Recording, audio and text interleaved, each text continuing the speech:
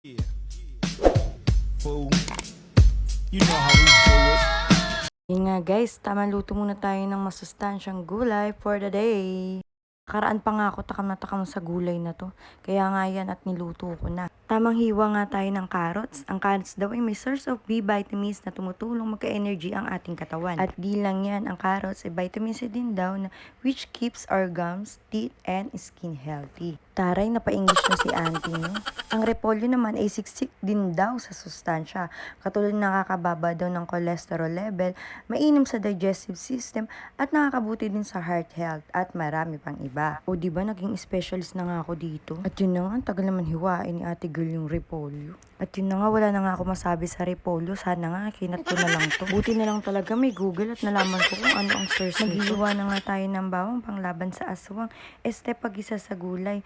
Isa din talaga sa kinakatamaran ko ang paghiwa ng bawang dahil siguro sa babalatan ko pa, pipiratin at hihiwain ng maliliit lalo na pag napakarami. Ayan na naman tayo, tagal ko na naman maghiwa. Sana pala kinat ko na lang din to. Sabi sa inyo, tamad ako maghiwa ng bawang. Pati dito nagrereklamo ako, diba? Eto na nga, konting-konti na lang talaga. Sibuyas na nga ang susunod. O, diba? Tama ako. Eto na naman, nakakayak na parang malaala mo kaya yung feeling na pagbukas mo ng wallet mo na walang laman dahil sa pagiging kastisera mo. Itlog ni Eric ay nabasag. Yung sa tindahan, pinabili ko pala sa anak ko. Dudurugin nga natin kasi ito ang sahog ng gulay natin. Na walang ibang sahog kundi itlog lang talaga.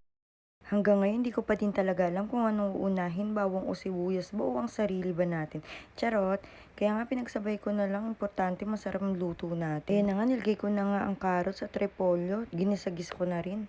At hinalo na ang itlog, lagyan ng konting oyster sauce, pangpalasa, paminta at hanggang lumambot ang gulay.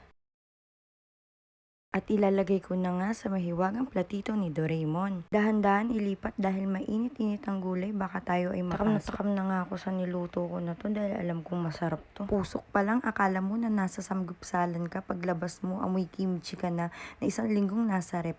Mapapaasim kilig ka sa sarap. Sabi ng anak ko, tagal daw pa, video-video pa daw kasi ako. Nagalit pa sa akin kasi nga gutom na nga daw sila. Kaya sabi ko, sige kainin mo na kahit mainit pa nang mapaso ang dila mo. Diba? Sarap pagmasan. Parang ako.